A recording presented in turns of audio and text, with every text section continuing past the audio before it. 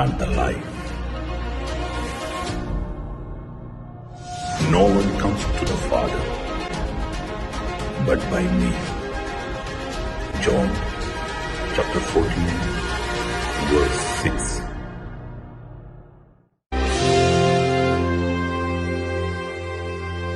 Hallelujah. സന്തോഷത്തോടെ hallelujah, hallelujah, hallelujah. Hallelujah. ഈശോയിൽ ഏറ്റവും സ്നേഹമുള്ളവരെ, നമ്മൾ ക്രിസ്മസിന് വേണ്ടി ഒരുങ്ങുകയാണ്.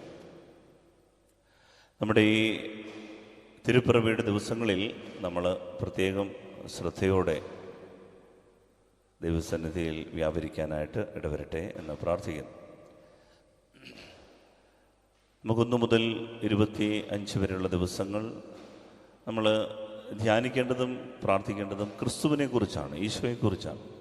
ഞാനിന്ന് നിങ്ങളോട് സംസാരിക്കാൻ ആഗ്രഹിക്കുന്നത് വ്യക്തിപരമായിട്ട് ഈശോയോട് ഒരു ബന്ധം നമുക്ക് രൂപപ്പെടുത്തിയെടുക്കണം. വ്യക്തിപരമായൊരു ബോധ്യം. ഈ ബന്ധമുണ്ടാകുന്നത് ബോധ്യങ്ങളിൽ നിന്നാണ്. ഒരു ബോധ്യവുമില്ല എങ്കിൽ, ബുദ്ധി തുറന്നു കിട്ടുന്നില്ല എങ്കിൽ നമുക്ക് ഈ ബന്ധം നിലനിർത്താൻ പറ്റില്ല. അതുകൊണ്ട് നമുക്ക് ശ്രദ്ധയോടെ നമ്മുടെ ജീവിത ചക്രവാളങ്ങളെ വിശാലമാക്കുന്ന ഈശോയോടുള്ള ഈ കണ്ടുമുട്ടൽ നമുക്ക് ഉണ്ടാകാൻ പ്രത്യേകം ആഗ്രഹിക്കാം. 25 ദിവസവും പ്രാർത്ഥിക്കാനും പ്രത്യേകിച്ച് നോമ്പെടുക്കുവാനും ഉപവസിക്കുവാനും വഴിമാറി നടക്കുവാനും ആകാത്തതും അരുതാത്തതുമൊന്നും വേണ്ട എന്ന് വെക്കുവാനുമൊക്കെ നമുക്ക് സാധിക്കട്ടെ. നമുക്ക് പ്രത്യേകിച്ച് വർജനയുടെ കാര്യത്തിൽ, ഉപവാസത്തിൻ്റെ കാര്യത്തിലൊക്കെ ശ്രദ്ധിക്കാം. നമുക്ക് ഈശോയുടെ വരവിന് വേണ്ടി ഒരുങ്ങാം. Hallelujah, hallelujah, hallelujah. സ്നേഹമുള്ളവരെ, ഫ്രാൻസിസ് മാർപ്പാപ്പ പറയുന്നത്, നമ്മൾ ഈ മനുഷ്യാവതാരത്തിന് വേണ്ടി, തിരുപ്പിറവിക്ക് വേണ്ടി ഒരുങ്ങുമ്പോൾ നമ്മൾ മനസ്സിലാക്കേണ്ടത്, ആരാണ് യഥാർത്ഥത്തിൽ ഒരു ക്രിസ്ത്യാനി? ആരാണൊരു ക്രിസ്ത്യാനി? ക്രിസ്ത്യാനിയെ കുറിച്ച് പറയുന്നത് ഇതാണ്: യേശുവിനെ കണ്ടുമുട്ടുന്നവരാണ് ക്രിസ്ത്യാനി. നമ്മൾ ഈ ഈശോയെ കണ്ടുമുട്ടുക, എൻകൗണ്ടർ. ഇതൊരു ആശയമല്ല, ഇതൊരു ചിന്തയല്ല, ഒരു ഐതിഹ്യമല്ല, ഒരു പുരാണമല്ല, ഒരു വ്യക്തിപരമായ കണ്ടുമുട്ടലാണ്. അതുകൊണ്ട് നമുക്ക് ഈ ക്രിസ്മസിൻ്റെ കാലയളവിൽ ഈശോയെ വ്യക്തിപരമായി അനുഭവിക്കാൻ, കണ്ടുമുട്ടാൻ സാധിക്കണം. നമ്മൾ പുൽക്കൂടൊക്കെ ഒരുക്കുമ്പോൾ ഒരു 5 മിനിറ്റ് സമയമെങ്കിലും പുൽക്കൂടിൻ്റെ മുൻപിൽ ധ്യാനത്തോടെ നിൽക്കാൻ സാധിക്കണം. ഈ തിരുപ്പിറവിയുടെ മഹാത്മ്യം ഒന്ന് അറിയണം. ദൈവം മണ്ണിനെ ചുംബിച്ച സമയമാണത്. പ്രപഞ്ചത്തിൻ്റെ ദൈവം, സകലത്തിൻ്റെയും ഉടയവൻ നമ്മുടെ ഇടയിൽ മനുഷ്യ മാംസം കടം ചോദിച്ചു വന്ന സമയമാണ്. ദൈവത്തിൻ്റെ പുത്രൻ മനുഷ്യാവതാരം ചെയ്ത സ്വർഗീയ ശാന്തരാത്രി. ആട്ടിടയന്മാർ അവിടുത്തെ മുമ്പിൽ മുട്ടുമടക്കി നിന്നത്, വിദ്വാൻമാർ ദൂരദേശത്ത് നിന്ന് ത്യാഗത്തോടെ പൊന്നുമീറ കുന്തിരിക്കം കൊണ്ട് കാഴ്ചവെച്ച് അവിടുത്തെ മുൻപിൽ വണങ്ങി നിന്നത്, തിരുക്കുടുംബം ഭയഭക്തിയോടുകൂടി ഈ വലിയ ജനനത്തിൻ്റെ മുൻപിൽ നമ്രശിരസ്കരായി നിന്നത് ഒക്കെ നമ്മൾ ധ്യാനിക്കണം.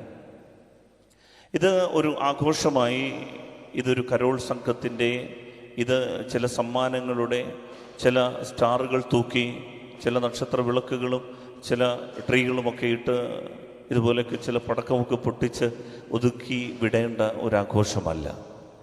ഇതിൻ്റെ പിന്നിലെ ധ്യാനം നമ്മൾ മറക്കരുത്. ഇതിൻ്റെ പിന്നിൽ ഒരു മെഡിറ്റേഷനുണ്ട്, ഇതിൻ്റെ പിന്നിൽ ഒരു പൊരുളുണ്ട്. അതുകൊണ്ട് ഇന്ന് ഈ പൊരുളുകൾ തിരിച്ചറിയുന്നവർക്കാണ് നമ്മുടെ ജീവിത ചക്രവാളങ്ങളെ അത് വിശാലമാക്കും. അതുകൊണ്ടാണ് ഫ്രാൻസിസ് മാർപ്പാപ്പ പറഞ്ഞത്, ഒരു ക്രിസ്ത്യാനി ആയിരിക്കുക എന്ന് പറയുന്നത് നമ്മുടെ ജീവിത ചക്രവാളങ്ങളെ വിശാലമാക്കുന്ന ഒരു മനുഷ്യനുമായി, അവൻ്റെ പേര് യേശു എന്നാണ്, ഒരു ദൈവവുമായി, അവൻ്റെ പേര് ക്രിസ്തു എന്നാണ്. ഇത് രണ്ടും കൂടെ ചേരുന്നതാണ് യേശു ക്രിസ്തു. യേശു ക്രിസ്തു എന്ന് പറയുന്നത് ഒരു വിശ്വാസ രഹസ്യമാണ്, ഒരു വിശ്വാസ സത്യമാണ്. ഒരാൾ യേശു ക്രിസ്തു എന്ന് പറയുമ്പോൾ ഒരുവൻ്റെ വിശ്വാസം ഏറ്റുപറയുകയാണ്. എന്ന് പറഞ്ഞാൽ യേശു എന്ന മനുഷ്യനിൽ ക്രിസ്തു വന്ന് വസിച്ചു. ഈ വിശ്വാസ രഹസ്യം ഏറ്റുപറയുന്നതിൻ്റെ പേരാണ് യേശു ക്രിസ്തു. ഒരാൾ യേശു ക്രിസ്തു എന്ന് പറയുമ്പോൾ അതിൻ്റെ അർത്ഥം ഈ സത്യം, മനുഷ്യാവതാരത്തെയാണ് ഏറ്റുപറയുക. ഈ കണ്ടുമുട്ടൽ, ഈ യേശു ക്രിസ്തുവിനെ കണ്ടുമുട്ടുന്നത് നമ്മുടെ ജീവിത ചക്രവാളങ്ങളെ വിശാലമാക്കും. അതുകൊണ്ട് നമ്മൾ ക്രിസ്മസിന് വേണ്ടി ഒരുങ്ങുകയാണ്. ഈ ക്രിസ്മസിന് വേണ്ടി ഒരുങ്ങുമ്പോൾ പ്രിയപ്പെട്ട ദൈവമക്കളെ, നമ്മൾ ഈ ഒരു ധ്യാനം മറക്കരുത്. ബാക്കിയൊക്കെ ആഘോഷങ്ങൾ നടക്കട്ടെ അതിൻ്റെ വഴിക്ക്, പക്ഷേ കരളിൻ്റെ ഉള്ളിൽ, ഹൃദയത്തിൻ്റെ ഉള്ളിൽ ഈ ഒരു ധ്യാനം ഈശോയെ കണ്ടുമുട്ടാനുള്ള യാത്രയാണ്.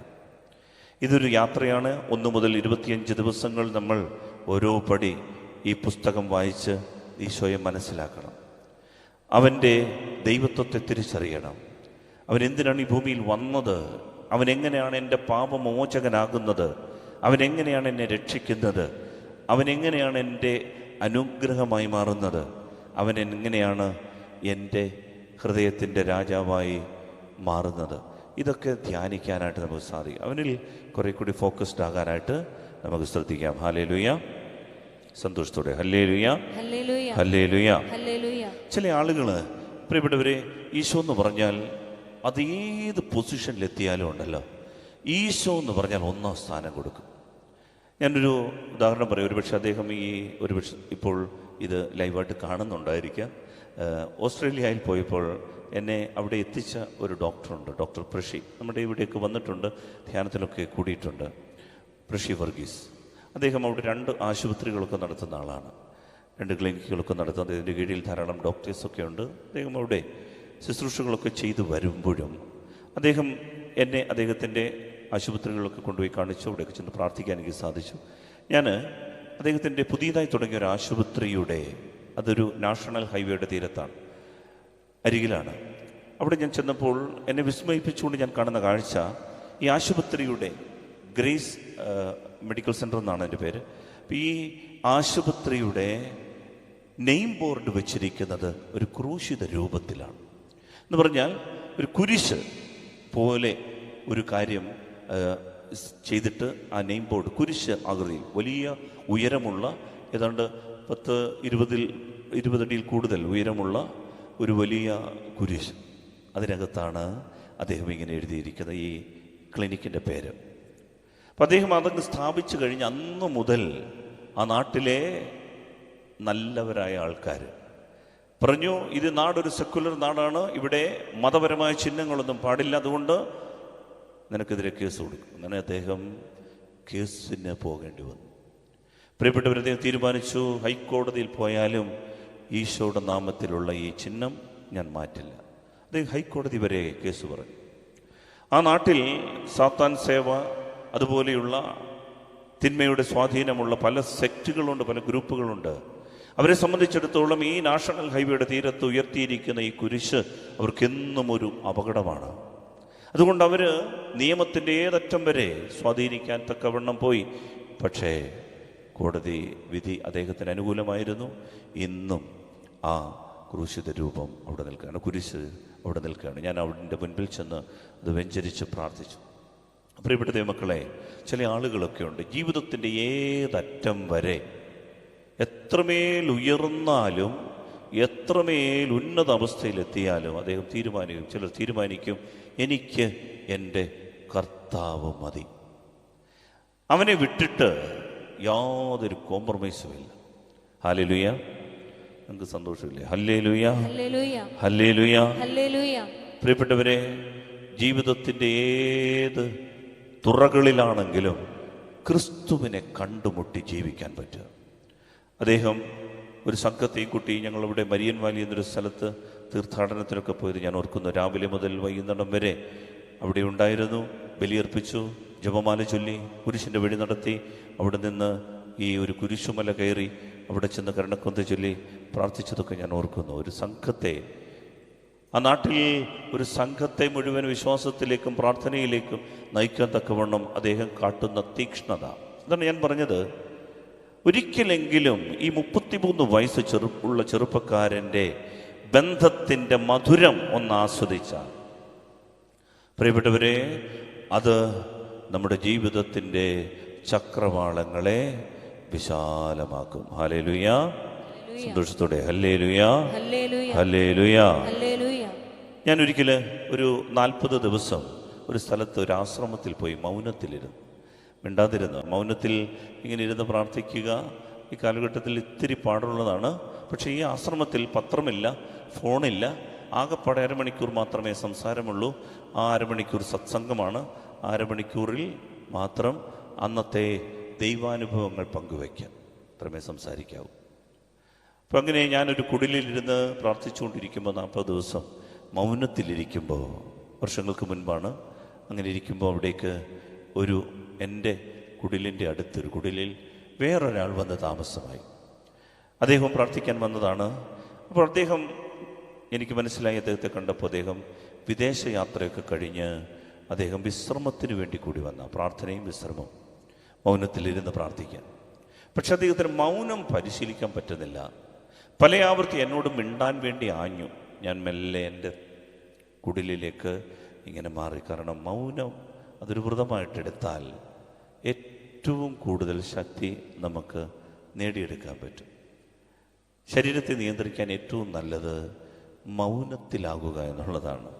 കാരണം ഏറ്റവും വലിയ അപകടകാരിയായ ആയുധം നാക്കാണ്. അതിനാൽ ഈ നാവിനെ നിയന്ത്രിച്ചുകൊണ്ട് മൗനത്തിലേക്ക് ആയിരിക്കുക ഏറ്റവും വലിയൊരു ഭാഗ്യമാണ്. അങ്ങനെ മിണ്ടാതൊക്കെ ഇരിക്കാൻ പറ്റിയ ഒരു ഭാഗ്യമാണ്. അങ്ങനെ ഇരുന്നപ്പോൾ അന്ന് വൈകിട്ട് ഞങ്ങൾ സത്സംഗത്തിൽ ഇങ്ങനെ ഇരിക്കുമ്പോൾ ഈ വിദേശത്തു നിന്ന് വന്ന ആള്, ഞങ്ങളിരുന്ന ഏതാനും പേരേ ഉള്ളൂ, 6-7 പേരുള്ള ഒരു ചെറിയ സംഘമാണ്. സത്സംഗം ഇരുന്ന് പ്രാർത്ഥനാപൂർവ്വം അരണ്ട വെളിച്ചത്തിൽ രാത്രി 8 മണി മുതൽ 8:30 വരെയുള്ള സമയത്താണ്. അത്താഴത്തിന് ശേഷം ഞങ്ങളിങ്ങനെ ഇരിക്കുമ്പോൾ ഈ മനുഷ്യൻ അവിടുത്തെ ആശ്രമ അധിപനോട് ചോദിക്കുന്നത് ഞാൻ കേട്ടു. ഇങ്ങനൊക്കെ ജീവിച്ചാൽ ഈ രക്ഷ കിട്ടുമെന്ന് വല്ല ഉറപ്പുണ്ടോ? ഈ ക്രിസ്തീയ സന്യാസാശ്രമമാണ്. അദ്ദേഹം ചോദിച്ചതാണ്, ഇങ്ങനൊക്കെ ജീവിച്ച എങ്ങനെ? ആശ്രമാധിപൻ ചോദിച്ച എങ്ങനെ? അപ്പം അദ്ദേഹം പറയുകയാണ്, ഈ വെളുപ്പിന് 3:45 ഉണർന്നെഴുന്നേക്കുക, ഈ മൂന്നാറിൻ്റെ താഴ്വാരത്തിലേക്ക് ഒഴുകുന്ന ഈ തണുത്ത വെള്ളം കല്ലാറ്റിൽ നിന്നെടുത്ത് തലവഴങ്ങ ഒഴിച്ച് ഈ കുളിക്കുക, എന്നിട്ടൊരു ചേല മാത്രം ഉടുത്ത് നടക്കുക, എന്നിട്ട് ചെരുപ്പ് പോലും ഇടാതെ ഈ പശുവിനെ നോക്കി ഈ പച്ചക്കറി കൃഷിയും ചെയ്ത് ഈ 2 നേരം മാത്രം പച്ചക്കറി കഴിച്ച് മിണ്ടാതെ താടി വളർത്തി മുടി വളർത്തി ഇങ്ങനെ ജീവിച്ച ദൈവം ഈ രക്ഷിക്കപ്പെടുന്നുള്ള ഉറപ്പുണ്ട്. അല്ലാതെ ഒരു ജീവിതം ഇല്ലേ? ശരിയാണ്, അദ്ദേഹം നടന്ന വഴികളിലെല്ലാം ബഹളങ്ങളുടെ വലിയ പാണ്ഡിത്യത്തിൻ്റെ അറിവിൻ്റെ ലോകമാണ്. ഇവിടെ ഈ സാധുക്കൾ ഈ ഭിക്ഷാന്തേകികളായിട്ട് ഇങ്ങനെ ജീവിച്ചാൽ രക്ഷ കിട്ടുമെന്നുള്ള ഉറപ്പുണ്ട്. എന്നെ വിസ്മയിപ്പിച്ചുകൊണ്ട് ഈ സന്യാസി പറഞ്ഞത് ഞാൻ കേട്ടു. സന്യാസി കൃശഗാത്രനായ 5-6 അസ്ഥി കഷ്ണങ്ങൾ കൂട്ടിത്തുന്നിയ ഒരു രൂപം കണക്കൊരു മനുഷ്യൻ, അദ്ദേഹത്തെ പുതച്ചിരുന്ന ഈ പുതപ്പിനകത്ത് ചുരുണ്ടുകൂടിയിരുന്ന മെല്ലെ പറയുകയാണ്, രക്ഷ കിട്ടുമെന്നൊരു ഉറപ്പുമില്ല, രക്ഷ കിട്ടുമെന്നൊരു ഉറപ്പുമില്ല. അപ്പോൾ ആ മനുഷ്യൻ ചോദിക്കുന്നു, പിന്നെന്താ ഇങ്ങനെയൊക്കെ? അപ്പോൾ ഈ മനുഷ്യൻ സന്യാസി പറയുകയാണ്, ഒരുറപ്പുണ്ട്. ഈ വൃദ്ധൻ പറയുന്നു, ഒരുറപ്പുണ്ട്. അദ്ദേഹം ചോദിച്ചു, എന്താ ഉറപ്പ്? അപ്പോൾ ഈ സന്യാസി പറഞ്ഞതാണ് എൻ്റെ കണ്ണുകളെ നിറച്ചത്.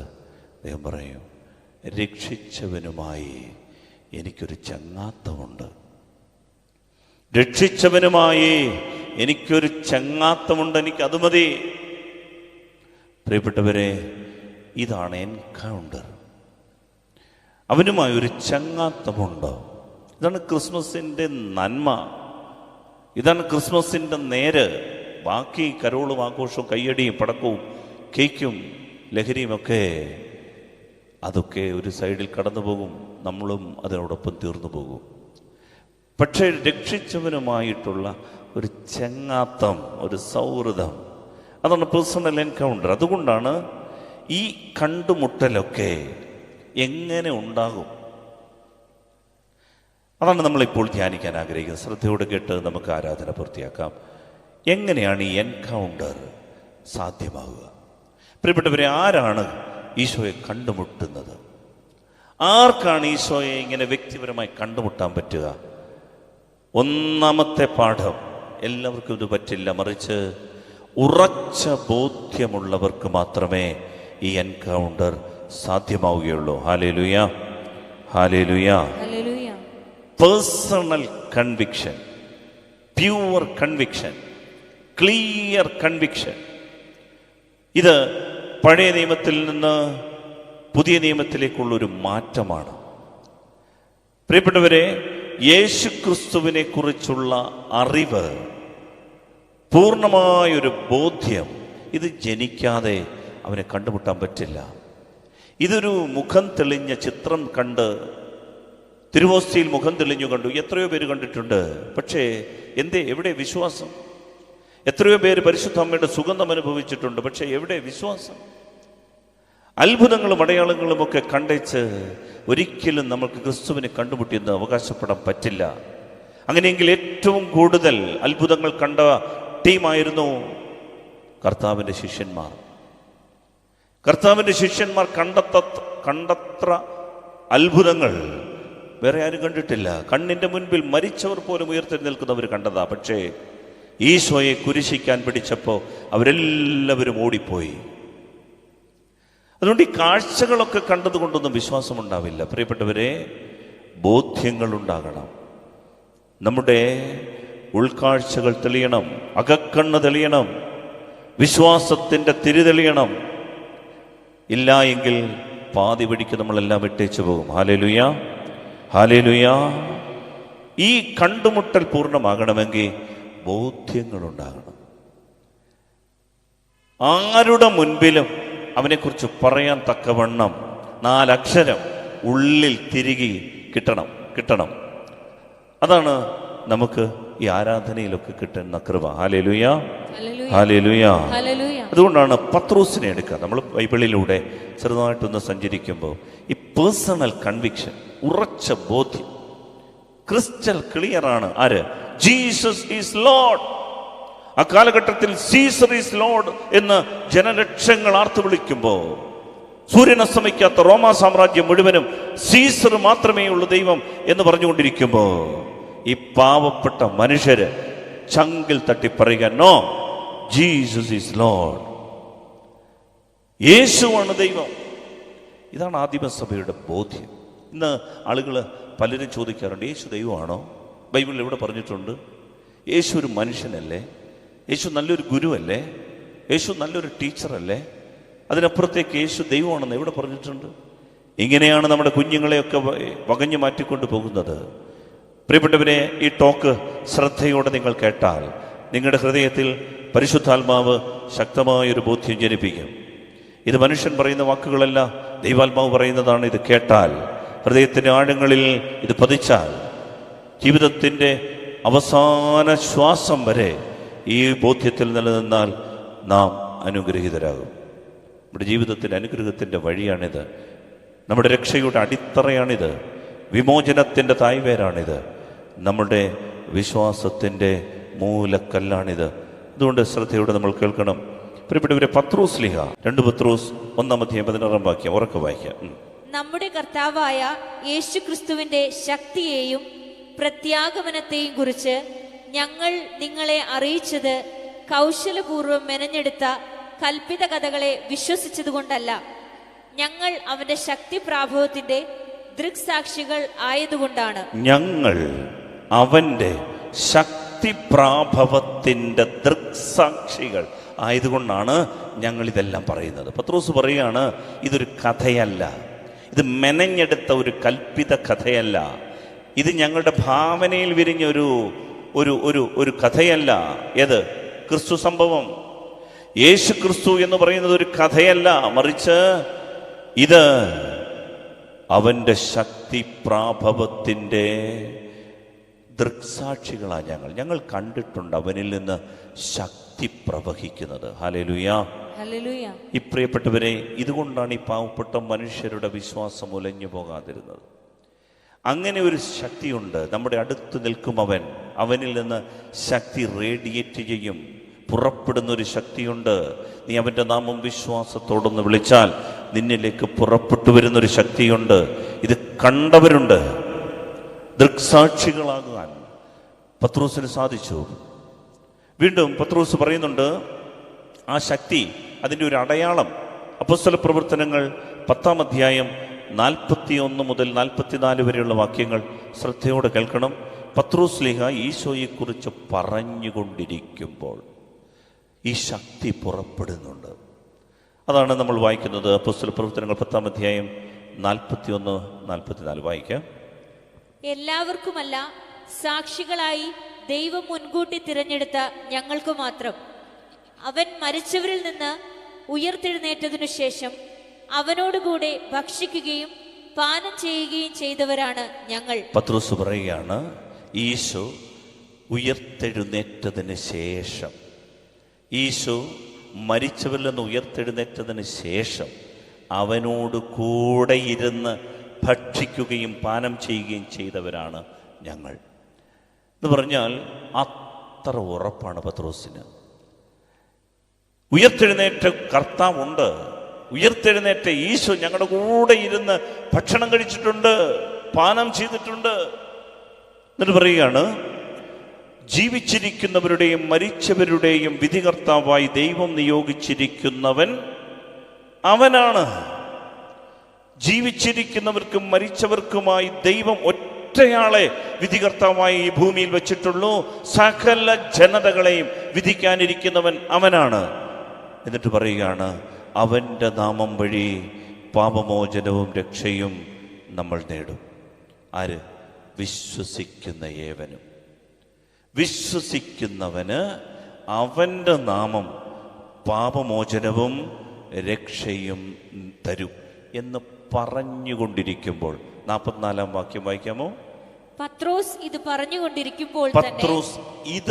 പറഞ്ഞുകൊണ്ടിരിക്കുമ്പോൾ ഏത്? യേശുവിൻ്റെ നാമത്തിൽ മാത്രമേ പാപമോചനവും രക്ഷയുമുള്ളൂ ഈ ഭൂമിയിൽ എന്ന് പറഞ്ഞുകൊണ്ടിരിക്കുമ്പോൾ എന്താ സംഭവിച്ചത്? കേട്ടുകൊണ്ടിരുന്ന എല്ലാവരുടെയും മേൽ പരിശുദ്ധാത്മാവ് വന്നു. ഹല്ലേലൂയ. ഹല്ലേലൂയ. സ്നേഹത്തോട് പറഞ്ഞേ ഹല്ലേലൂയ. ഹല്ലേലൂയ. വിശ്വാസത്തോടെ പറയാമോ ഹല്ലേലൂയ? ഹല്ലേലൂയ. ഇത് കേട്ടുകൊണ്ടിരുന്ന എല്ലാവരുടെയും മേൽ പരിശുദ്ധാത്മാവ് വന്നു. സ്നേഹമുള്ളവരെ, ഇത് കേട്ടുകൊണ്ടിരിക്കുമ്പോൾ തന്നെ റേഡിയേറ്റ് ചെയ്യുന്ന ഒരു ശക്തിയുണ്ട്. അതുകൊണ്ട് പത്രോസ് ശ്ലീഹ പറഞ്ഞത്, ഞങ്ങൾ അവന്റെ ശക്തി പ്രാഭവത്തിന്റെ ദൃക്സാക്ഷികളാ. അവനിൽ നിന്ന് ശക്തി പുറപ്പെട്ട് ജനങ്ങളിൽ നിറയുന്നത് ഞങ്ങൾ കണ്ടിട്ടുണ്ട്. ഇതൊരു കൽപ്പിത കഥയല്ല, ഇത് ഒരു സംഘടനയല്ല, ഇതൊരു സമുദായമല്ല, ഇത് യേശുക്രിസ്തുവിൻ്റെ ശരീരമാണ്. പ്രിയപ്പെട്ടവരെ, സഭയുടെ മഹത്വത്തെക്കുറിച്ച് തിരിച്ചറിയാതിരിക്കുന്നവരുടെ കൂട്ടത്തിൽ പെട്ടുപോകരുത്. സഭയുടെ ദൈവീക ശക്തിയെ, ഈ ബലിപീഠത്തിൻ്റെ അഗ്നിയെ ഒന്നും തിരിച്ചറിയാതിരിക്കുന്നവരുടെ കൂട്ടത്തിൽ പെട്ടുപോകരുത്. അതുകൊണ്ട് ഈ പേഴ്സണൽ കൺവിക്ഷൻ, അതാണ് നമുക്ക് ഈ കണ്ടുമുട്ടലിന് നമ്മളെ സഹായിക്കുന്നത്. ഈ ബോധ്യം ജനിക്കണം. യോഹന്നാൻ ശ്ലീഹ എന്താണ് പറഞ്ഞതെന്നറിയാമോ? 1 യോഹന്നാൻ 1-ാം അധ്യായം 1 മുതൽ 4 വരെയുള്ള വാക്യങ്ങളിൽ ഇങ്ങനെയാണ് പറയുന്നത്. ഞങ്ങൾ ആരെക്കുറിച്ചാണ് പറയുന്നതെന്നറിയാമോ? യോഹന്നാൻ പറയുകയാണ്, ഈശോയുടെ നെഞ്ചോട് ചാരിക്കിടന്ന ശിഷ്യൻ ഇങ്ങനെ എഴുതി വെച്ചു, ആദി മുതലുണ്ടായിരുന്നതും ഞങ്ങൾ കേട്ടതും സ്വന്തം കണ്ണുകൊണ്ട് കണ്ടതും സൂക്ഷിച്ചു വീക്ഷിച്ചതും കൈകൊണ്ട് തൊട്ടതുമായ ജീവന്റെ വചനത്തെ ഞങ്ങൾ നിങ്ങളെ അറിയിക്കുന്നു. യോഹന്നാൻ പറയുകയാണ്, ഈ ജീവന്റെ വചനം സ്വർഗത്തിൽ നിന്നിറങ്ങി വന്ന ലോഗോസ്, ഈ ജീവന്റെ വചനത്തെ ഞങ്ങൾ കണ്ണുകൊണ്ട് കണ്ടിട്ടുണ്ട്. ഞങ്ങളുടെ കൂടെ അവൻ നടന്നിട്ടുണ്ട്. ഞങ്ങൾ കേട്ടതാണ് അവനെക്കുറിച്ച്. അവൻ പറയുന്നത് ഞങ്ങൾ കേട്ടതാണ്. ഞങ്ങൾ സൂക്ഷിച്ചു വീക്ഷിച്ചതാണ്. വെറുതെ ഞങ്ങൾ വീക്ഷിച്ചതല്ല, ഞങ്ങൾ വളരെ സൂക്ഷ്മതയോടെ അവനെ നിരീക്ഷിച്ചു. ഞങ്ങൾ കൈകൊണ്ട് അവനെ തൊട്ടിട്ടുണ്ട്. ഈ ജീവന്റെ വചനത്തെ, എന്നെയും നിങ്ങളെ ജീവിപ്പിക്കുന്ന ഈ വചനത്തെക്കുറിച്ചാണ് ഞങ്ങൾ പറയുന്നത്. അവന്റെ പേരാണ് Jesus of Nazareth. Hallelujah, hallelujah. പൗലോസ് ശ്ലീഹ എന്താണ് പറയുന്നത് അറിയോ? പൗലോസ് ശ്ലീഹ ഫിലിപ്പിയർക്ക് എഴുതിയ ലേഖനം 3-ാം അധ്യായം 8-ാം തിരുവചനത്തിൽ പറയുന്നത്, എൻ്റെ കർത്താവായ യേശുക്രിസ്തുവിനെ പറ്റിയുള്ള ജ്ഞാനം കൂടുതൽ വിലയുള്ളതാകയാൽ സർവവും നഷ്ടമായി തന്നെ ഞാൻ പരിഗണിക്കുന്നു. പ്രിയപ്പെട്ടവരെ, പൗലോസ്ലീഹ പറയാണ്, എൻ്റെ ഈശോയെ ഞാൻ കണ്ടുമുട്ടിയതിനു ശേഷം ഈ ലോകത്തിലുള്ള സകലതും ഉച്ഛിഷ്ടം പോലെ, സകലതും നഷ്ടമായിട്ട് ഞാൻ കാണുകയാണ്. കാരണം എൻ്റെ ഈശോയ എനിക്ക് ഏറ്റവും വിലപ്പെട്ടത്. നിങ്ങൾക്കറിയാം പൗലോസ്ലീഹ ആരായിരുന്നെന്ന്? 8-ാമത്തെ ദിവസം പരിച്ഛേദനം സ്വീകരിച്ച യഹൂദരുടെ മാമോദീസായാണ് പരിച്ഛേദനം. 3 മാസം കഴിഞ്ഞല്ല കുഞ്ഞിനെ മാമോദീസ മുക്കുന്നത്. 8-ാമത്തെ ദിവസം അഗ്രചർമ്മം ഛേദിച്ച് യഹൂദ മതത്തിൽ അംഗമായ ആളാണ് പൗലോസ്ലീഹ. സൗൾ ബെഞ്ചമിൻ ഗോത്രജനാണ്, ഹെബ്രായരിൽ നിന്നുള്ള ഹെബ്രായനാണ്, ഫരീസേനാണ്. എന്ന് പറഞ്ഞാൽ തീഷ്ണത കൊണ്ട് യഹൂദ മതത്തെ ലോകത്തിന് അതിർത്തികളോളം എത്തിക്കാൻ വേണ്ടി ഓടി നടന്നവനാണ് പൗലോസ്ലീഹ. ആ തീക്ഷ്ണത കൊണ്ട് ക്രിസ്തീയ സഭയെ മുഴുവനും നശിപ്പിക്കാൻ, മുച്ചൂടും നശിപ്പിക്കാൻ വേണ്ടി ഓടി നടന്നവനാണ് പൗലോസ്. മാത്രമല്ല, അദ്ദേഹത്തിന് റോമ പൗരത്വമുണ്ടായിരുന്നു. എന്ന് പറഞ്ഞാൽ രാഷ്ട്രീയ സ്വാധീനമുണ്ടായിരുന്നു, പൊളിറ്റിക്കൽ ഇൻഫ്ലുവൻസ്, സോഷ്യൽ സ്റ്റാറ്റസ് ഉണ്ടായിരുന്നു. മാത്രമല്ല, സർവകലാശാലകളുടെ നാടായ ടാർസൂസിൽ നിന്നുള്ളവനാണ്, ടാർസൂസിലെ സൗൾ. അവിടുത്തെ ഒരു പ്രൊഫസറായിരുന്നു ഗമാലിയേൽ.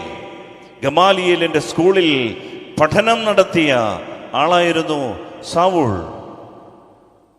കൂടാതെ സ്വന്തമായി കൂടാരപ്പണി അറിയാവുന്ന, കൈത്തൊഴിലുള്ള അറിയാവുന്ന ഒരാളായിരുന്നു സൗൾ. അദ്ദേഹം എഴുത്തുകാരനായിരുന്നു. 14 പരം ലേഖനങ്ങൾ എഴുതി ജനത്തെ ബോധ്യപ്പെടുത്തിയ എഴുത്തുകാരനായിരുന്നു. പ്രിയപ്പെട്ടവരെ, ഈ അറിവും കഴിവും എല്ലാമുള്ള, കുടുംബമഹിമയും പശ്ചാത്തലവുമൊക്കെയുള്ള ഈ പൗലോസ് പറയുകയാണ്, സൗൾ പറയുകയാണ്, യേശു ക്രിസ്തുവിനെ ഞാൻ കണ്ടുമുട്ടിയ നിമിഷം മുതൽ ഇതെല്ലാം ഞാൻ ഉച്ഛിഷ്ടം പോലെ, വേസ്റ്റായിട്ട് കാണുകയാണ്. കാരണം അവനെക്കുറിച്ചുള്ള ജ്ഞാനം കൂടുതൽ വിലയുള്ളതാണെന്ന് എനിക്ക് ബോധ്യപ്പെട്ടു. ഹല്ലേലൂയ. സ്നേഹത്തോട് പറഞ്ഞു ഹല്ലേലൂയാ, ഹല്ലേലൂയാ. 1 കൊറിന്തോസ് 2-ാം അധ്യായം 2-ാം വാക്യം. കൊറിന്തോസിലെ സഭയ്ക്ക് എഴുതിയ 1-ാം ലേഖനം 2-ാം അധ്യായത്തിന്റെ 2-ാം വാക്യം. നിങ്ങളുടെ ഇടയിലായിരുന്നപ്പോൾ യേശുക്രിസ്തുവിനെ കുറിച്ചല്ലാതെ, അതും ക്രൂശിതനായവനെ കുറിച്ചല്ലാതെ മറ്റൊന്നിനെ കുറിച്ചും അറിയേണ്ടതില്ലെന്ന് ഞാൻ തീരുമാനിച്ചു. പൗലോസ്ലീഹ ഒരു തീരുമാനമെടുത്തു. എന്താണെന്നറിയാമോ? പൗലോസ്ലീഹയ്ക്ക് ഇനിയും മറ്റൊന്നും അറിയേണ്ടതില്ല. യേശു ക്രിസ്തുവിനെ കുറിച്ച്, എന്തിനാണ് ഈശോ കുരിശിൽ തറയ്ക്കപ്പെട്ടത്, ഇത് മാത്രം അറിഞ്ഞാൽ മതി. പ്രിയപ്പെട്ടവരെ, എന്തുകൊണ്ടാണെന്നറിയാമോ പൗലോസ്ലീഹ അങ്ങനെ പറയാൻ കാര്യം? യേശു ക്രിസ്തുവിനെ കുറിച്ച് പറയുമ്പോൾ കേട്ടിരിക്കുന്നവരുടെ ഇടയിൽ ഒരു ശക്തി, ഒരു പരിശുദ്ധ ശക്തി ഇറങ്ങുന്നതായി പൗലോസ്ലീഹയ്ക്ക് മനസ്സിലായി. മാനസാന്തരങ്ങൾ സംഭവിക്കുന്നതായി പൗലോസ്ലീഹയ്ക്ക് മനസ്സിലായി. വിശ്വാസത്തിൽ ഉറപ്പുള്ളവരായി മാറുന്നു.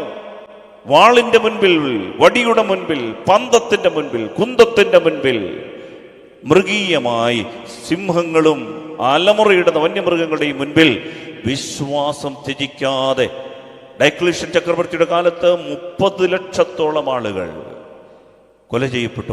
30 ലക്ഷത്തോളം ആളുകൾ. ഈ ആളുകളെല്ലാം ഈ പീഡനങ്ങൾക്ക് മുൻപിൽ, മരണത്തിന് മുൻപിൽ, രക്തസാക്ഷിത്വത്തിന്റെ മുൻപിൽ അവർ ധൈര്യത്തോടെ നിന്നതിന്റെ കാരണം എന്താണെന്ന് അറിയാമോ? ഈശോയെക്കുറിച്ച് കേട്ടവരൊക്കെ ഒരു ശക്തി കൊണ്ട് നിറഞ്ഞു. ഹല്ലേലൂയ. ഇതാണ് പ്രിയപ്പെട്ടവരെ പ്യുവർ കൺവിക്ഷൻ. ഈ ബോധ്യമുണ്ടായി കിട്ടിയാൽ. ഇല്ല എങ്കിൽ ഈശോ വേദനയോട് പറഞ്ഞൊരു വചനമുണ്ട്, ഞാൻ ഭൂമിയിൽ ഇനിയും വരുമ്പോൾ, മനുഷ്യപുത്രൻ വാനമേഘങ്ങളിൽ പ്രത്യക്ഷനാകുമ്പോൾ ഭൂമിയിൽ ഞാൻ വിശ്വാസം കണ്ടെത്തുമോ?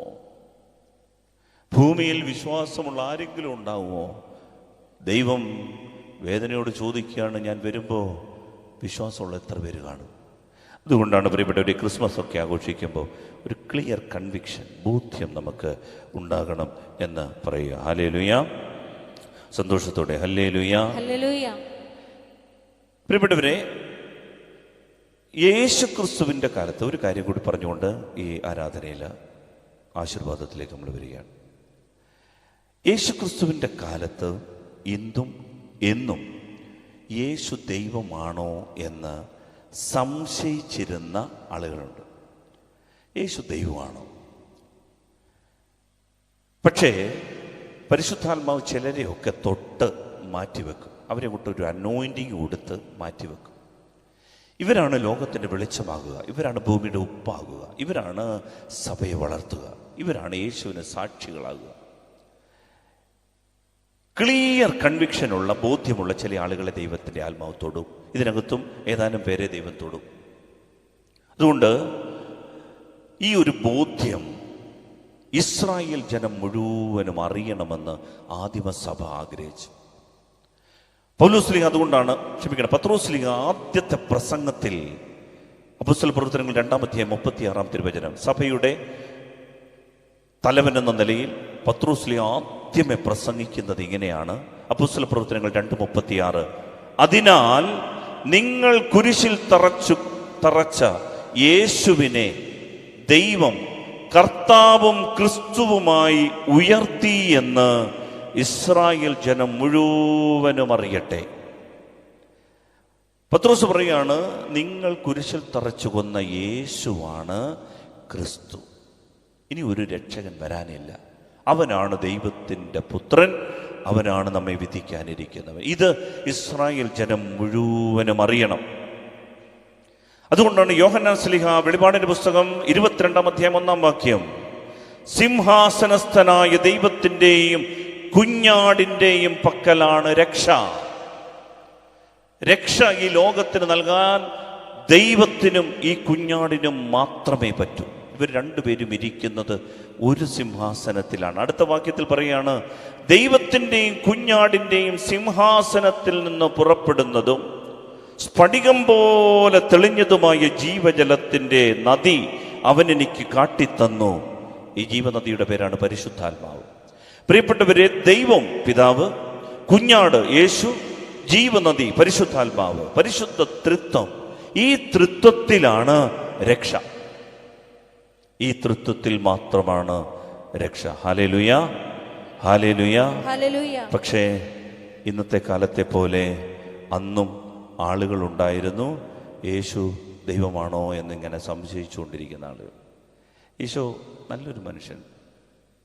പ്രിയപ്പെട്ടവരെ, ഇങ്ങനെ നമ്മളെ യൂട്യൂബിലൂടെ സോഷ്യൽ മീഡിയയിലൂടെയൊക്കെ ആളുകൾ ഇങ്ങനെ സംശയിച്ച്, ഈശോ അങ്ങനെയാണോ, ഇങ്ങനെയൊക്കെ ചെയ്തിട്ടില്ലേ, ഈശോ ദൈവമല്ല എന്ന് പറഞ്ഞിട്ടില്ലേ, അവൻ ദൈവമല്ല എന്ന് തെളിയിക്കുന്ന ധാരാളം വാക്യങ്ങളൊക്കെ ഇല്ലേ. ഞാൻ നിങ്ങളോട് വളരെ പെട്ടെന്ന് മനസ്സിലാകാൻ വേണ്ടി ഒരു ഏതാനും വാക്യങ്ങൾ പറയുകയാണ്. അതായത്, പഴയ നിയമത്തിലെ യഹൂദരുടെ ദൈവം പുതിയ നിയമത്തിൽ പ്രത്യക്ഷപ്പെട്ട യേശുവാണ് എന്ന് സാക്ഷ്യപ്പെടുത്തുന്ന ബൈബിളിലെ, സമയമുണ്ടാകും എന്ന് കരുതുകയാണ്, ഒരു 7 വാക്യങ്ങൾ പെട്ടെന്ന് ഞാൻ പറയാം. ശ്രദ്ധയോടെ കേൾക്കണം. ഇത് മനസ്സിൽ കയറിയാൽ ഈ ബോധ്യം ജനിക്കും, യേശു ഏക രക്ഷകനാണെന്ന്, അവനാണ് ദൈവം, അവനേ ഉള്ളു ദൈവമെന്ന്. ഇത് നമുക്ക് കിട്ടണം ഈ കാലഘട്ടത്തിൽ. ഇതല്ലാതെ മറ്റെന്തെല്ലാം പറഞ്ഞാലും കഥ പറഞ്ഞിട്ട് പോയിട്ടൊന്നും കാര്യമില്ല. അബ്രഹാമിനെ കുറിച്ച് പറയാൻ അറിയാൻ മേലഞ്ഞിട്ടല്ല, മോശയുടെ അത്ഭുതങ്ങളെക്കുറിച്ച് പറയാൻ അറിയാൻ മേലഞ്ഞിട്ടല്ല. അതൊക്കെ പറഞ്ഞ് കേട്ട് കേട്ട് കേട്ട് സമയം കളയേണ്ടതില്ല. നമ്മൾ പോയിന്റിലേക്ക് വരണം, പൊരുളറിയണം, അറിയേണ്ടതറിയണം. സമയം പരിമിതമാണ്. പിശാച് പല തന്ത്രങ്ങളും കഥകളും പറഞ്ഞുകൊണ്ടേയിരിക്കും. ഇതാണ് അടിസ്ഥാന പൊരുൾ. ഇതറിയുന്നവന് മാത്രമേ വിടുതലും രക്ഷയുമുള്ളൂ. സമയം പരിമിതമാണ്. Hallelujah, hallelujah.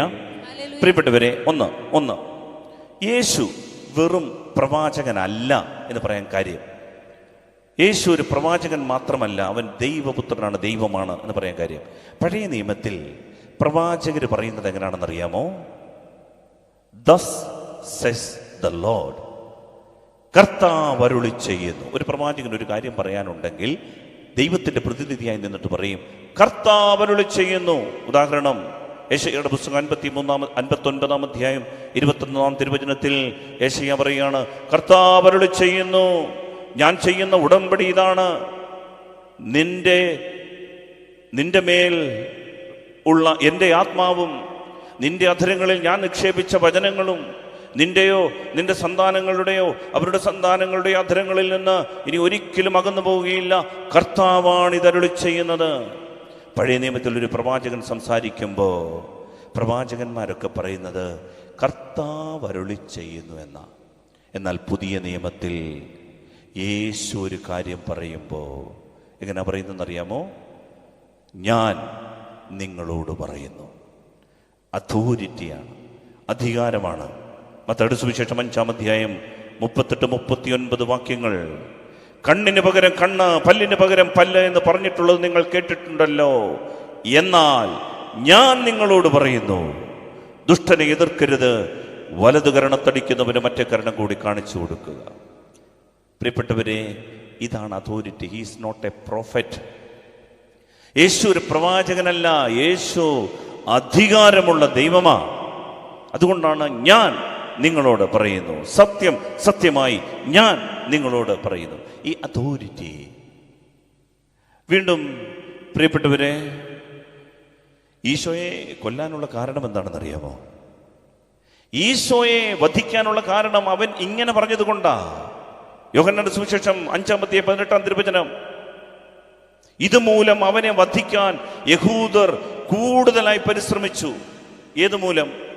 അവൻ സാബത്ത് ലംഘിക്കുക മാത്രമല്ല, തന്നെ തന്നെ ദൈവതുല്യനാക്കിക്കൊണ്ട് ദൈവത്തെ തന്റെ പിതാവേ എന്ന് വിളിച്ചു. ഇതാണ് യഹൂദർ അവനെ കൊല്ലാൻ കാരണം. അവൻ ദൈവമാണെന്ന് അവൻ പറഞ്ഞു, തന്നെ തന്നെ ദൈവതുല്യനാക്കിക്കൊണ്ട് സംസാരിച്ചു. ഞാൻ നിങ്ങളോട് പറയുന്നു.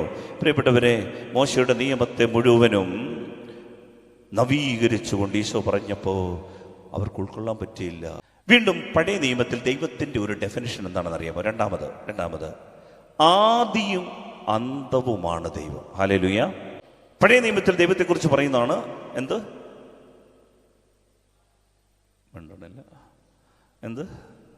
ആദിയും അന്തവും. യെശയ്യായുടെ പുസ്തകം 44-ാം അധ്യായം 6-ാം തിരുവചനം. ഇസ്രായേലിന്റെ രാജാവും രക്ഷകനും സൈന്യങ്ങളുടെ നാഥനുമായ കർത്താവ് അരുളി ചെയ്യുന്നു, ഞാൻ ആദിയും അന്തവുമാണ്, ഞാനല്ലാതെ മറ്റൊരു ദൈവമില്ല. പഴയ നിയമത്തിൽ ആദിയും അന്തവും. പുതിയ നിയമത്തിൽ വെളിപാടിന്റെ പുസ്തകത്തിൽ 1-ാം അധ്യായം 17-ാം തിരുവചനം. യോഹന്നാൻ ഒരു വെളിപാടുണ്ടാവുകയാണ്. യോഹന്നാൻ ഇങ്ങനെയാണ് ആ വെളിപാട് എഴുതി വെക്കുന്നത്. അവനെ കണ്ടപ്പോൾ ഞാൻ മരിച്ചവനെ പോലെ അവന്റെ കാൽക്കൽ വീണു. അപ്പോൾ അവൻ വലത്തുകൈ എൻ്റെ മേൽ വെച്ചുകൊണ്ട് പറഞ്ഞു, ഭയപ്പെടേണ്ട, ഞാനാണ് ആദിയും അന്തവും. ആരാണ് ഈ അവൻ എന്ന് മനസ്സിലാകണമെങ്കിൽ അതിന് തൊട്ടു മുമ്പുള്ള വാക്യം വായിക്കണം. 13-ാം വാക്യം. ദീപപീഠങ്ങളുടെ മധ്യേ മനുഷ്യപുത്രനെ പോലുള്ള ഒരുവൻ, അവന് പാദം വരെ നീണ്ടുകിടക്കുന്ന മേലങ്കി, മാറോടടുത്ത് സ്വർണം കൊണ്ടുള്ള ഇടക്കച്ച, മാറത്തു പൊൻകച്ചയണിഞ്ഞു. അല്ലേ? 7 വിളക്കിന്റെ നടുവിൽ എൻ്റെ ദൈവപുത്രൻ. പ്രിയപ്പെട്ടവരെ, യോഹന്നാൻ കാണുന്ന കാഴ്ച കുഞ്ഞാടിനെയാണ്. ഈ മനുഷ്യപുത്രന്റെ രൂപം പോലെയുള്ളൊരുവൻ യേശുവാണെന്ന് നമുക്കറിയാം. അവനെ കണ്ടപ്പോ യോഹന്നാൻ കാൽക്കൽ വീണു മരിച്ചവനെ പോലെ. അപ്പോൾ അവൻ വലത്ത് കൈവച്ചിട്ട് പറഞ്ഞു, ഭയപ്പെടേണ്ട യോഹന്നാനെ, ഞാനാണ് ആദിയും അന്തവും. പ്രിയപ്പെട്ടവരെ, പഴയ നിയമത്തിലെ കർത്താവ് പുതിയ നിയമത്തിൽ ഈശോയാണ്. Hallelujah, hallelujah. 3 പഴയ നിയമത്തിൽ ദൈവം മോശയോട് പറഞ്ഞു. മോശ ചോദിച്ചു, കർത്താവേ, മിസ്രയീം ദേശത്ത്, ഈജിപ്ത് ദേശത്ത് പോയി ഞാൻ ജനത്തെ മോചിപ്പിച്ചുകൊണ്ട് വരുമ്പോൾ സ്വാഭാവികമായിട്ടും ഫറവോ എൻ്റെ കഴുത്തിന് പിടിച്ചിട്ട് ചോദിക്കും, ആരാടാ നിന്റെ ദൈവം? നിന്റെ ദൈവത്തിന്റെ പേരെന്താ? ഫറവോ എന്നോട് ചോദിക്കും, നിന്റെ ദൈവമാരാ, ദൈവത്തിന്റെ പേരെന്താ? അപ്പൊ ഞാൻ എന്തു പറയണം? സീനായി മലയിൽ പ്രത്യക്ഷപ്പെട്ട അഗ്നിയുടെ മുമ്പിൽ നിന്നുകൊണ്ട് മോശ ദൈവത്തോട് ചോദിക്കുക, കർത്താവേ, അവർ നിന്റെ പേര് ചോദിച്ചാൽ ഞാൻ എന്താ പറയണം? എന്താ മറുപടി? ഞാൻ ആകുന്നവൻ ആകുന്നു. I am who am. ഇത് നീ പോയി പറയാൻ പറഞ്ഞു. മോശയ്ക്ക് വല്ലതും പിടികിട്ടിയൊന്നും എനിക്ക് അറിഞ്ഞുകൂടാ. മോശ അവിടെ ചെന്നതുപോലെ പറഞ്ഞു. പ്രിയപ്പെട്ടവരെ, പുതിയ നിയമത്തിൽ ഇതേ സംഭവം നമ്മൾ കാണുന്നുണ്ട്. പുതിയ നിയമത്തിൽ യോഹന്നാന്റെ സുവിശേഷത്തിൽ 18-ാം അധ്യായത്തിലാണ്. ശ്രദ്ധിച്ച് വായിച്ചാൽ മനസ്സിലാകും. ഈശോയെ പിടിക്കാൻ വേണ്ടി ഗത്സമേൻ തോട്ടത്തിൽ വാളും വടിയും കുന്തവും പന്തവുമായിട്ട് പടയാളികൾ വന്നപ്പോൾ ഈശോ അവരോട് ചോദിക്കുന്നുണ്ട്, നിങ്ങൾ ആരെയാണ് അന്വേഷിക്കുന്നത്? നിങ്ങൾ ആരെയാണ് അന്വേഷിക്കുന്നത്? ഉടനെ അവർ പറഞ്ഞു, നസ്രയനായ യേശുവിനെ. യേശു മറുപടി പറയുന്നത് ഇങ്ങനെയാണ്, അത് ഞാനാണ്. അതിൻ്റെ ഇംഗ്ലീഷ് തർജ്ജിമ ഐ ആം ഹു ആം. അത് ഞാനാണ്. പ്രിയപ്പെട്ടവരെ, അടുത്ത വചനം എഴുതി വെക്കുകയാണ്, അത് ഞാനാണ് എന്ന് അവൻ പറഞ്ഞപ്പോൾ അവർ പിൻവലിയുകയും നിലംപതിക്കുകയും ചെയ്തു. എന്തേ അങ്ങനെ എഴുതി വെക്കാൻ കാര്യം? ഉദാഹരണത്തിന് നിങ്ങൾ എന്നോട് ചോദിക്കുക, ഇതാരാ? ഞാൻ പറയുകയാണ്, ഞാൻ ബെന്നി അച്ഛനാണ്. ഞാൻ ബെന്നി അച്ഛനാണെന്ന് പറഞ്ഞത് നിങ്ങൾ കേട്ടിട്ട് നിങ്ങൾ മറിഞ്ഞടിച്ച് വീഴുവോ? ഇല്ല. പക്ഷെ യേശു അത് ഞാനാണ് എന്ന് പറഞ്ഞപ്പോൾ ഈ പടയാളികൾ പിൻവലിഞ്ഞ് മറിഞ്ഞടിച്ച് വീഴുകയാണ്, നിലത്ത് വീഴുകയാണ്, നിലംപതിക്കുകയാണ്. യോഹന്നാൻ അത് എഴുതി വെക്കാൻ കാരണം എന്താണെന്നറിയാമോ? പഴയ നിയമത്തിൽ പുറപ്പാട് സംഭവത്തിൽ വെളിപ്പെടുത്തപ്പെട്ട, മോശയ്ക്ക് വെളിപ്പെടുത്തപ്പെട്ട ഞാനാണ് ഈ ഗത്സമേൻ തോട്ടത്തിൽ കയ്യും കെട്ടി നിൽക്കുന്ന ദൈവം. Hallelujah, hallelujah. ദൈവത്തിന്റെ ഈ സാന്നിധ്യത്തിന്റെ മുൻപിൽ ഒരു മനുഷ്യനും പിടിച്ചു നിൽക്കാനാവില്ല എന്ന് യോഹന്നാൻ അസന്നിഗ്ധമായി പ്രഖ്യാപിക്കുകയാണ്. അതുകൊണ്ടാണ് അവർ നിലംപതിക്കുന്നത്. പ്രിയപ്പെട്ടവരെ, വീണ്ടും നാലാമത് യെശയ്യായുടെ പുസ്തകം 60-ാം അധ്യായം 19-ാം വാക്യത്തിൽ വ്യക്തമായി എഴുതി വെച്ചിട്ടുണ്ട്, പ്രകാശം, the light of the world. ഇങ്ങനെയാണ് എഴുതി വെച്ചിരിക്കുന്നത്, പകൽ സൂര്യനായിരിക്കുകയില്ല, ഇനി നിനക്ക് പ്രകാശം തരിക. നിനക്ക് പ്രകാശം നൽകുവാൻ രാത്രിയിൽ ചന്ദ്രനായിരിക്കുകയില്ല, പ്രശോഭിക്കുന്നത് കർത്താവായിരിക്കും നിന്റെ നിത്യമായ പ്രകാശം. അപ്പൊ പഴയ നിയമത്തിൽ ലൈറ്റ് എന്ന് പറഞ്ഞാൽ ആരാ? കർത്താവാ. പുതിയ നിയമത്തിൽ പ്രകാശം ആരാണ് എന്ന് വ്യക്തമായി എഴുതിയിട്ടുണ്ട്. പുതിയ നിയമത്തിൽ യോഹന്നാന്റെ സുവിശേഷം 8-ാം അധ്യായം 12-ാം തിരുവചനത്തിൽ യേശു വീണ്ടും അവരോട് പറഞ്ഞു, ഞാൻ ലോകത്തിന്റെ പ്രകാശമാണ്. പ്രിയപ്പെട്ടവരെ, വീണ്ടും പഴയ നിയമത്തിൽ പാറ എന്ന് പറഞ്ഞാൽ ദൈവത്തിന് വിളിക്കുന്ന മറ്റൊരു പേരാണ് പാറ. സങ്കീർത്തനം 18-ാം അധ്യായം 2-ാം വാക്യത്തിൽ ഇങ്ങനെയാണ് പ്രാർത്ഥന. സങ്കീർത്തകൻ പ്രാർത്ഥിക്കുന്നു, കർത്താവേ, അങ്ങാണ് എൻ്റെ രക്ഷാശിലയും കോട്ടയും വിമോചകനും, എൻ്റെ ദൈവവും എനിക്ക് അഭയം നൽകുന്ന പാറയും. പഴയ നിയമത്തിലെ യഹോവയെ യഹൂദജനം വിളിച്ചിരുന്നത് പാറ എന്നാണ്. പുതിയ നിയമത്തിൽ പൗലോസ്ലീഹ കൊരിന്ത്യസിലെ സഭയ്ക്ക് എഴുതിയ 1-ാം ലേഖനം 10-ാം അധ്യായം 4-ാം തിരുവചനത്തിൽ ക്രിസ്തുവിനെ വിളിക്കുന്ന പേരാണ് ഈ പാറ. കാരണം പഴയ നിയമത്തിൽ യഹൂദജനം മരുഭൂമിയിലൂടെ ഊഷരതയുടെ 40 വർഷം നടന്നു നീങ്ങിയപ്പോ അവര് ഒരേ ശിലയിൽ നിന്ന് അവർ പാനം ചെയ്ത കാര്യം പൗലോസ്ലീഹ പറയുന്നുണ്ട്. തങ്ങളെ അനുഗമിച്ച ആത്മീയ ശിലയിൽ നിന്നാണ് അവർ പാനം ചെയ്തത്. ആ ശില, ആ പാറ ക്രിസ്തുവാണെന്ന് പൗലോസ്ലീഹ പറയുന്നു. പ്രിയപ്പെട്ടവരെ, പഴയ നിയമത്തിലെ പാറ, പുതിയ നിയമത്തിലെ ക്രിസ്തു. ഞാനിത് പറയുന്നത് ചെറുപ്പക്കാരുടെ ഇടയിൽ ഈശോ നല്ലൊരു മനുഷ്യനാണ്, സാധാരണ നല്ലൊരു നേതാവാണ്, നല്ല ഒരാളാണ് എന്ന് മാത്രം പറഞ്ഞ് പഠിപ്പിക്കുന്ന ഒരു ശീലം വരികയാണ്. Jesus is the only saviour and he is the God and he is the only saviour of the world. ഇത് ഒരു ബോധ്യമായി മാറണം. പഴയ നിയമത്തിൽ സങ്കീർത്തനം 23 നമുക്കറിയാവുന്ന സങ്കീർത്തനം, കർത്താവാണ് എൻ്റെ ഇടയൻ. പുതിയ നിയമത്തിൽ യോഹന്നാൻ 10, ഞാൻ നല്ല ഇടയനാ. പഴയ നിയമത്തിലെ ആ ഇടയൻ പുതിയ നിയമത്തിലെ യേശുവായ ഇടയനാണ്. അവൻ ദൈവമാ. പ്രിയപ്പെട്ടവരെ, അങ്ങനെയെങ്കിൽ വീണ്ടും ഒരു കാര്യം കൂടെ, പഴയ നിയമത്തിൽ പാപം മോചിക്കുന്ന പാപമോചകൻ ദൈവമാ. പുതിയ നിയമത്തിൽ പാപം മോചിക്കുന്നത് യേശുവാ, അവൻ ദൈവമാ. പഴയ നിയമത്തിൽ നമ്മളിത് വായിക്കുന്നു, യെരമ്യായുടെ പുസ്തകം 31-ാം അധ്യായം 34-ാം തിരുവചനം, കർത്താവ് അരുളി ചെയ്യുന്നു, അവരുടെ അകൃത്യത്തിന് ഞാൻ മാപ്പ് നൽകും, അവരുടെ പാപം മനസ്സിൽ വെക്കുകയില്ല. പുതിയ നിയമത്തിൽ ലൂക്കായുടെ സുവിശേഷം 7-ാം അധ്യായം 48-ാം തിരുവചനത്തിൽ ശരീരത്തിൽ ഇടറിപ്പോയ പെങ്കൊച്ചിനോട് ഈശോ പറഞ്ഞു, മോളെ, നിന്റെ പാപങ്ങൾ ക്ഷമിക്കപ്പെട്ടിരിക്കുന്നു. പഴയ നിയമത്തിലെ പാപമോചകൻ പുതിയ നിയമത്തിലെ ഈശോയ. അതുകൊണ്ട് ഈ കാലഘട്ടത്തിൽ ചഞ്ചലത ഉണ്ടാകരുത്.